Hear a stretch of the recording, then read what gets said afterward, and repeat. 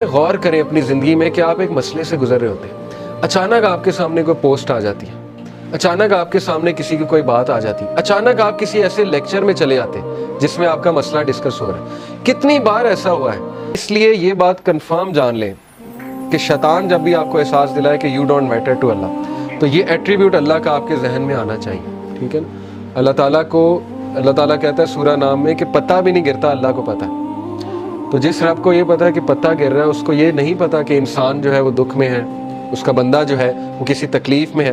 بس فرق یہ ہے کہ ہم لوگوں سے امید لگا لیتے ہیں تو زیادہ مایوس ہوتے ہیں، یہ بس ڈفرینس ہے، ٹھیک ہے نا؟ تو توکل اس لیول کا ہونا چاہیے جو ابو ذر غفاری کا تھا، کہ اللہ کے نبی صلی اللہ علیہ وسلم نے انہیں کہا کہ ابو ذر جب تو مانگے اللہ سے مانگ اور اس کے علاوہ کسی سے نہ مانگ۔ تو آپ کو پتہ ہے اس دن کے بعد ابو ذر کیا کہتے ہیں؟ After this day I never asked anyone for anything۔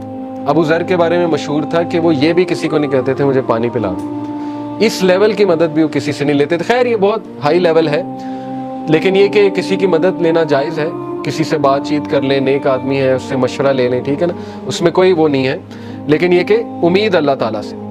تو اللطیف جو ہے اس کے اب میں آپ کو بتاتا ہوں ہماری ڈیلی لائف میں کیا امپلیکیشن ہے۔ تو ڈیلی لائف میں اللطیف کے کیا امپلیکیشن ہے؟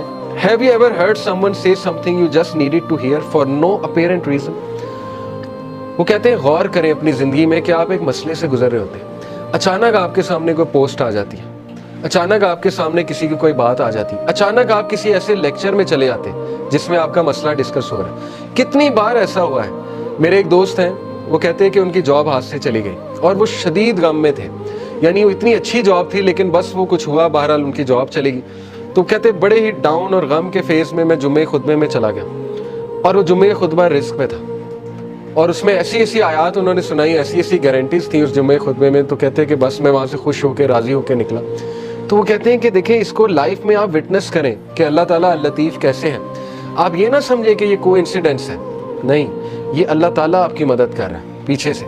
اب ظاہر ہے ڈائریکٹ تو اللہ تعالیٰ اپنے آپ کو ظاہر نہیں کرے گا نا، لیکن اپنے بندے کو وہ کوئی لوگ بھیج دیتا ہے۔ مثال کے طور پہ آپ غمگین ہیں، کوئی بندہ آپ کو آ کے کہہ دیتا ہے کہ جی مجھے تو آپ سے بڑی ہوپ ملتی ہے، کوئی بندہ آپ کو آ کے کہہ دیتا ہے کہ آپ نے میری فلاں موقع پہ مدد کی تھی، یہ تھا وہ تھا، تو یہ Allah is talking to you, do not be deceive.